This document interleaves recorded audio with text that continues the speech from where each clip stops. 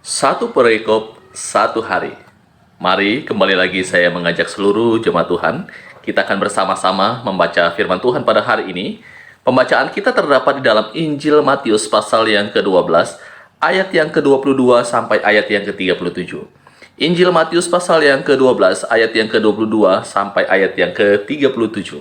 Mari kita membaca firman Tuhan ini bersama-sama. Yesus dan Beelzebul. Kemudian dibawalah kepada Yesus seorang yang kerasukan setan. Orang itu buta dan bisu. Lalu Yesus menyembuhkannya, sehingga si bisu itu berkata-kata dan melihat. Maka takjublah sekalian orang banyak itu, katanya, "Ia ini agaknya anak Daud." Tetapi ketika orang Farisi mendengarnya, mereka berkata, "Dengan Beelzebul, penghulu setan, ia mengusir setan." Tetapi Yesus mengetahui pikiran mereka, lalu berkata kepada mereka, "Setiap kerajaan yang terpecah-pecah pasti binasa, dan setiap kota atau rumah tangga yang terpecah-pecah tidak dapat bertahan. Demikianlah juga kalau iblis mengusir iblis. Ini pun terbagi-bagi dan melawan dirinya sendiri. Bagaimanakah kerajaannya dapat bertahan? Jadi jika aku mengusir setan dengan kuasa Beelzebul, dengan kuasa siapakah pengikut-pengikutmu mengusirnya? Sebab itu merekalah yang akan menjadi hakimmu.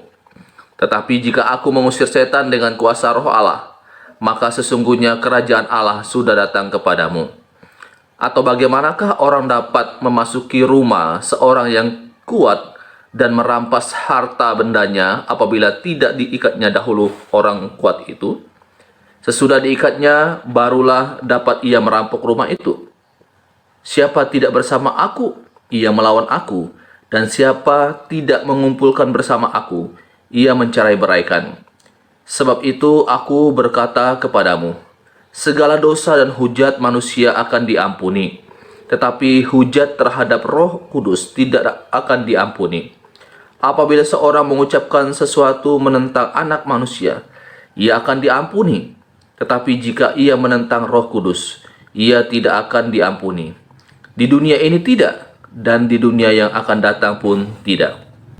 Jikalau suatu pohon kamu katakan baik, maka baik pula buahnya. Jikalau suatu pohon kamu katakan tidak baik, maka tidak baik pula buahnya. Sebab dari buahnya lah pohon itu dikenal. Hai kamu keturunan ular beludak, bagaimanakah kamu dapat mengucapkan hal-hal yang baik, sedangkan kamu sendiri jahat? Karena yang diucapkan mulut meluap dari hati.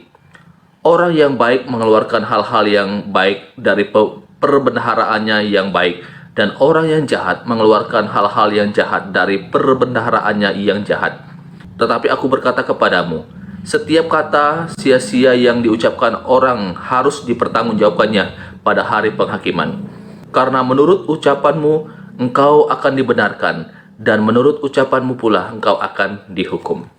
Bapak Ibu Saudara, di dalam pembacaan kita pada saat ini dikatakan ada seorang yang bisu dan juga buta. Ternyata ia buta dan bisu itu karena pekerjaan setan. Nah, setelah Yesus kemudian mengusir setan itu dari dirinya, dan orang itu seketika itu juga menjadi sembuh, ia dapat berkata-kata dan dapat melihat. Tetapi selanjutnya Bapak Ibu, ketika melihat orang ini menjadi sembuh, bisa melihat dan bisa berkata-kata kembali, ada orang-orang Farisi yang bersama-sama pada saat itu dan menyaksikan apa yang Yesus lakukan. Dan mereka menuduh Yesus mengusir setan dengan kuasa setan.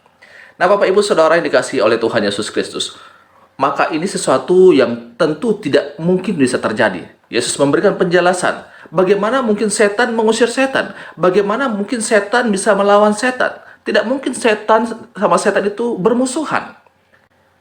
Bisa saja mungkin mereka kelihatan seperti berpura-pura sedang bermusuhan. Tetapi sesungguhnya setan tidak pernah akan saling memusuhi.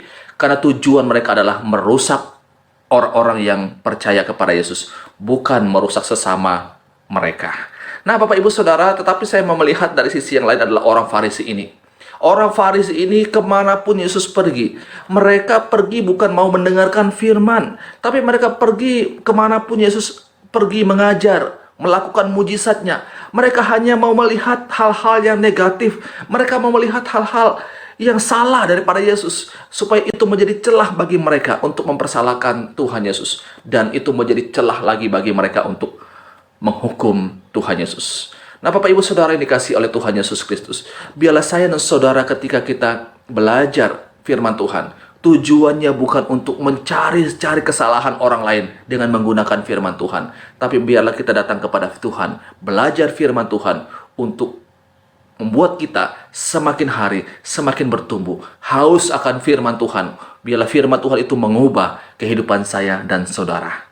Ini pembacaan firman Tuhan, renungan untuk kita pada saat ini. Tuhan Yesus memberkati kita selalu. Amin.